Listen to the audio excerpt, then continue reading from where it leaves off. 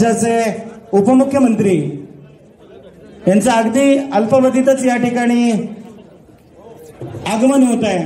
मी आपणा सर्वांना विनंती करतोय, सर्वांना विनंती आहे की कृपया आपण आतमध्ये येऊन बसायचं आहे। पुन्हा एकदा गेटवर जी मंडळी आहे डाव्या साईडला, त्यांना सगळ्यांना विनंती आहे की आपण आत येऊन बसायचं आहे।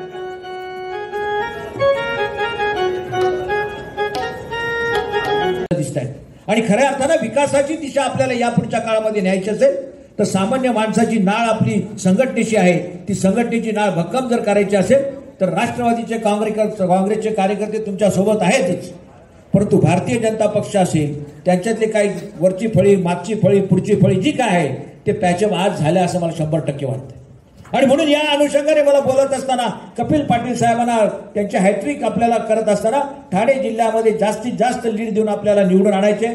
बाकीचे 2 कार्यकर्ते जे इथे निवडणुकीला उभे आहेत त्यांनी किती पक्ष बदलले ह्याबद्दल मी काही जास्त काय बोलणार नाही, परंतु मला या ठिकाणी विश्वासानं सांगायचंय की माझ्या राष्ट्रवादीचा कार्यकर्ता असेल, सामान्य कार्यकर्ता मुरबाड तालुक्याचा असेल, तो स्वाभिमानी आहे, हिंमतवान आहे, ताकदवान आहे, त्याला शक्ती आणि बळ देण्याचं काम आपल्या माध्यमातून होत आहे। आणि ते होत असताना आपल्या कार्यकर्त्यावर थाप मारण्याची काम की भूमिका आपण नेते मंडळी घेतलंय, त्यांना अजून उभारी देण्याचं काम देवेंद्र फडणवीस साहेब आपल्या माध्यमातून आज होतंय, याचा माझ्यासारख्या सारे कार्यकर्त्याला सार्थ अभिमान आहे। आणि म्हणून आपल्याला आज क्लायमेट चांगलं नसताना सुद्धा या ठिकाणी आपले हेलिकॉप्टर उतरलंय, हे शुभ शकुनचं एक लक्षण आहे। सोडलं तसा धुरळा सुरू झाला आणि जसा गोवेली सोडली तसा जोरात पाऊस सुरू झाला आणि मला आमदारांचा फोन आला, काय होणार आता?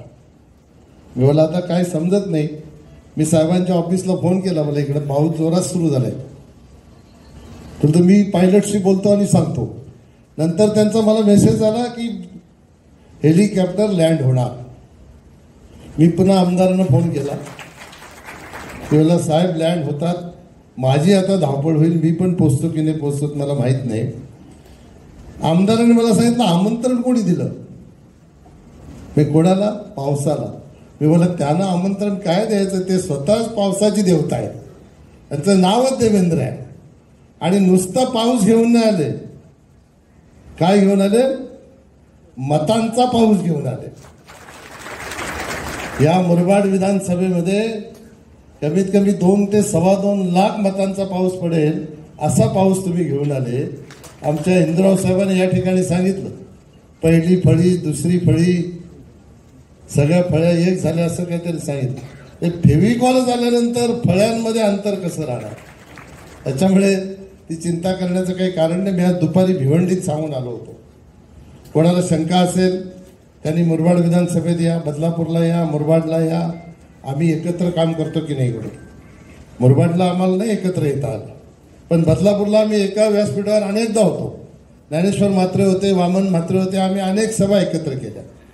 पण कार्यकर्त्यांमध्ये संभ्रम निर्माण करण्यासाठी कोणीतरी काहीतरी सांगत असतं आणि विशेषतः उमेदवारी सांगत असतात। भाऊ इकडे सरकार आपलं, तुमच्याकडे गृह खातं आहे। एका उमेदवाराने तर या ठिकाणी असं सांगितलं, भारतीय जनता पक्षाचे आपले नेते जे काम करतात त्यांची नावं घेऊन सांगितलं यांना निवडणुकीनंतर मी बघून घेईन। आता असं निवडणूक कोणी अशी मतं मागतो का? आम्ही हात जोडून सांगतो, बाबा 2दा आशीर्वाद दिला, 3ऱ्यांदा आशीर्वाद द्या, तुमची सेवा करण्याची संधी द्या। आतापासून जर अशी भाषा असेल तर कसं होईल भविष्यामध्ये? विचार करा। आमदार साहेबांनी या ठिकाणी सांगितलं की आम्ही विकासावर मतं मागतो, मीही विकासावरच मतं मागतो। मला अनेक टीका करता येतात पण मी कधीच केलं नाही। पण काल मला वरिष्ठ संघाच्या आपल्या एका मार्गदर्शक नेत्यांनी सांगितलं की ह्याला तुम्ही उत्तर द्या, आणि मी आज भिवंडीत ते उत्तर दिलं। नाही तर आजपर्यंत मी दोन्ही उमेदवारांच्या विरोधात एकही शब्द काढला नव्हता। फक्त मोदी मोदी, मोदींचा विकास, राज्याने केलेला, तुम्ही तिघांनी केलेला विकास हेच सांगत होतो। पण शेवटी दिशाभूल करण्याचा प्रयत्न करतो। तुमच्याकडेही एक उमेदवार आला होता, त्यांनी पत्रकारांना सांगितलं 10 वर्षात काय केलं विचारा। अरे मी सांगतो मोदींना विचारतात लोक 10 वर्षात काय केलं, मला विचारलं तर काय फरक पडतो?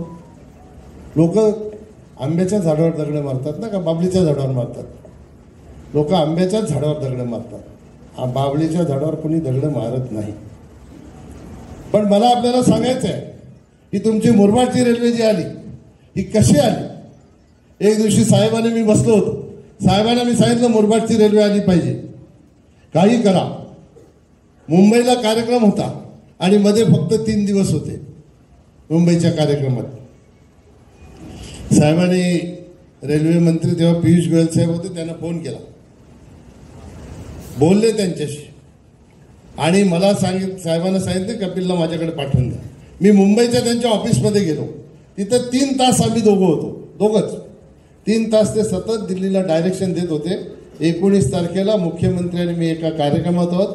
आम्हाला मुंबईवरून कल्याण मुरबाड रेल्वेचं भूमिपूजन करायचं आहे आणि 3 दिवसाच्या आत त्या रेल्वेला मंजुरी देऊन त्या दिवशी साहेबांच्या हस्ते त्याचं भूमिपूजन झालं. ही तुमची रेल्वे अशी आहे.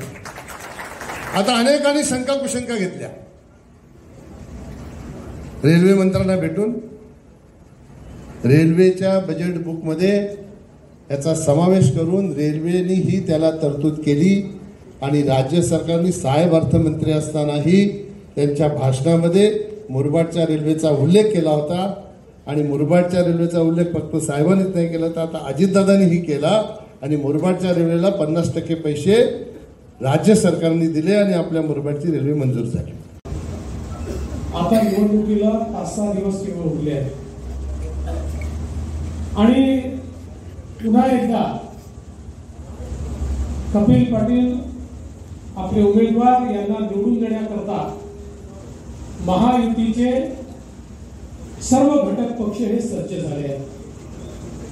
आज आपण पाहू शकतो देशामध्ये महाभारतासारखी स्थिती झाली आहे. महाभारतामध्ये आपण बघितलं की त्या काळात हिंदुस्थानामध्ये 2 प्रवाह तयार झाले होते. एकीकडे पांडव होते, त्यांच्यासोबत अनेक राजे त्या ठिकाणी आपली सेना घेऊन उभे होते. दुसरीकडे कौरव होते. कौरवांसोबत देखील खूप मोठ्या प्रमाणात वेगवेगळे राजे त्या ठिकाणी उभे होते.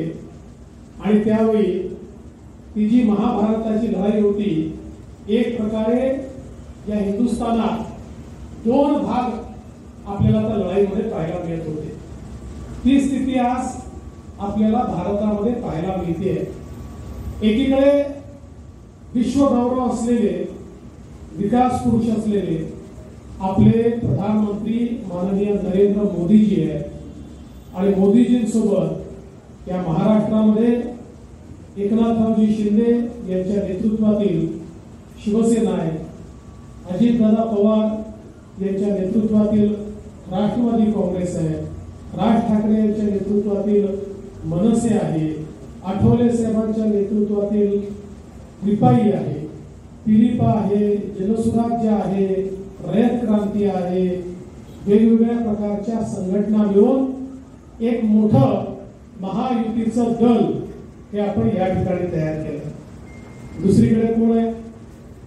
दुसरीकडे राहुल गांधी आहे आणि राहुल गांधींच्या नेतृत्वामध्ये त्या ठिकाणी अनेक पक्ष एकत्रित आले आहेत. पण हे सगळे पक्ष एकत्रित आले असले तरी देखील तिथे आम्ही एकच प्रश्न विचारला की बघा, आमची महायुती निवडून आल्यानंतर आमचं पक्क आहे, आमचे नेते तर माननीय मोदीजी आहेत, मोदीजी देशाचे पंतप्रधान होणार आहे, त्यांना सूत्र मिळणार आहे. समजा यदा कदाचित तुम्हाला त्या ठिकाणी जनतेने निवडून दिलं तर तुमचे प्रधानमंत्री पदाचे उमेदवार कोण? त्यांना सांगता येत नाही. शेवटी मग सकाळी 9 वाजता जे पोपटलाल रोज बोलायला येतात ना टीव्हीवर, त्या पोपटलालांनी सांगितलं, त्यांना विचारलं, म्हणाले सांगा तुमचा प्रधानमंत्री पदाचा उमेदवार कोण? ते म्हणाले आमच्याकडे 5-6 उमेदवार आहेत. म्हणाले मग काय करणार? म्हणाले दरवर्षी एक प्रधानमंत्री करू, 5 वर्षात 5 पंतप्रधान आम्ही करू.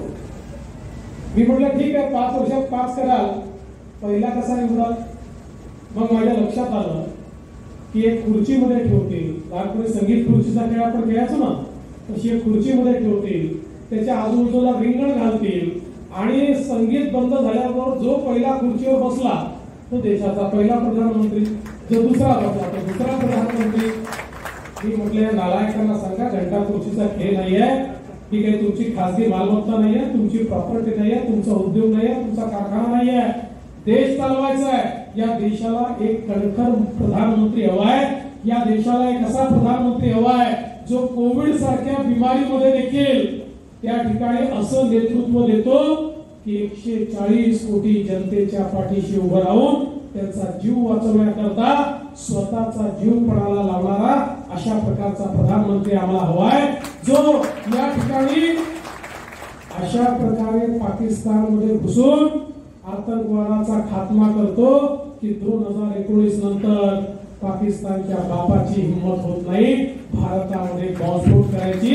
असा मजबूत प्रधानमंत्री आम्हाला हवा आहे, जो खऱ्या अर्थानं गरीब कल्याणाचा अजेंडा चालवतो. देशामध्ये 10 वर्षात 25 कोटी लोकांना गरिबीच्या बाहेर काढतो. जो देशामध्ये 10 वर्षात 20 कोटी लोकांना झोपडीतनं पक्क्या घरात आणतो. 50 कोटी लोकांच्या घरी गॅस देतो. 55 कोटी लोकांच्या घरी शौचालय देतो. 60 कोटी लोकांच्या घरी शुद्ध पिण्याचं पाणी देतो. 80 कोटी लोकांना त्या ठिकाणी 2 वेळचं राशन मोफत देतो. जो 60 कोटी लोकांना 5 लाखापर्यंत आरोग्याची सेवा देतो. जो 70 वर्षाच्या वरच्यांना पूर्णपणे त्या ठिकाणी सर्व प्रकारचे औषध उपचार, इंजेक्शन, गोळ्या, सर्व प्रकारचे ऑपरेशन मोफत देतो. जो दिव्यांगांना त्या ठिकाणी असा पाय देतो की ज्याला कालपर्यंत चालता येत नव्हतं, कृत्रिम पाय लागल्यानंतर तो मोटरसायकल चालवू शकतो. जो आमच्या दलित समाजातल्या तरुणांना